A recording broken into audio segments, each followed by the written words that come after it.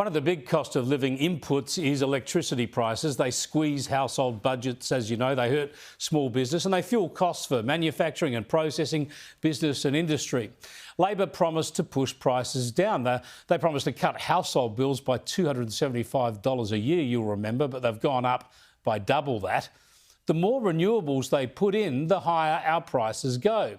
But still, the Climate and Energy Minister is pushing his renewables plan and demonising the coalition's nuclear option. It's not just that nuclear is expensive to build. It's also that to make it work, it needs to force out the cheapest form of energy, renewables. The latest system plan from the Australian Energy Market Operator, or AEMO, has been seized on by the renewables zealots. But of course, AEMO is the organisation designing this renewables transition. It's AEMO that's overseen record price hikes while reliability has plummeted.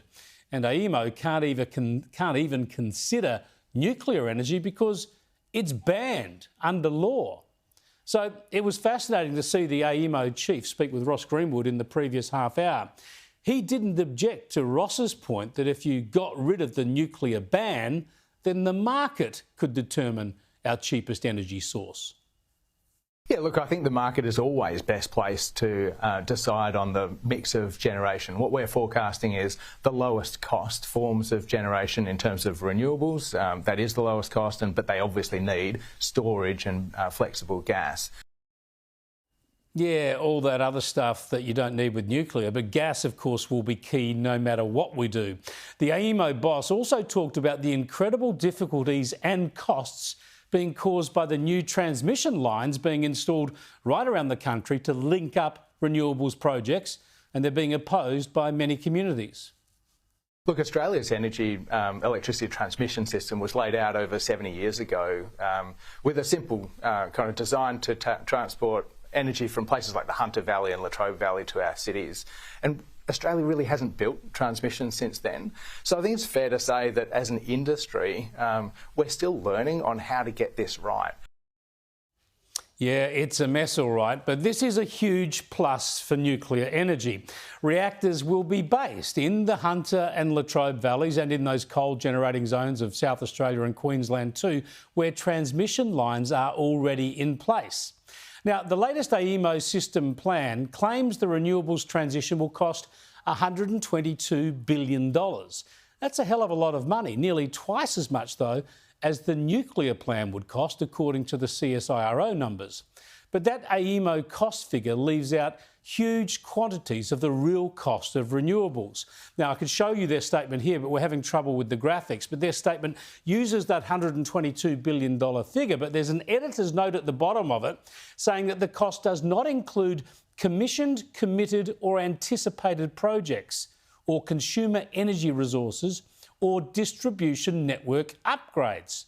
Neither does it count any of the $100 or $200 billion worth already spent. But really, how could they not count projects already commissioned and planned? I mean, we showed you last night what the planned projects look like in Queensland alone. Tens of billions of dollars worth of wind projects right up and down the Great Dividing Range. But because they're already planned, their costs are not counted? How ridiculous. AEMO also doesn't count the consumer energy resources. In other words, the hundreds of billions of dollars that you and I have spent or will spend on solar panels and batteries and the like. Again, this is crazy. These are huge parts of the transition cost, and AEMO just doesn't include them. And then there's all the government renewables subsidies, state and federal, that are endless and ongoing, not to mention hundreds of millions of dollars on subsidies to keep coal going in the meantime. So this cost estimate of $122 billion is completely misleading. The real cost of the renewable transmission is more likely at least 3 times that amount.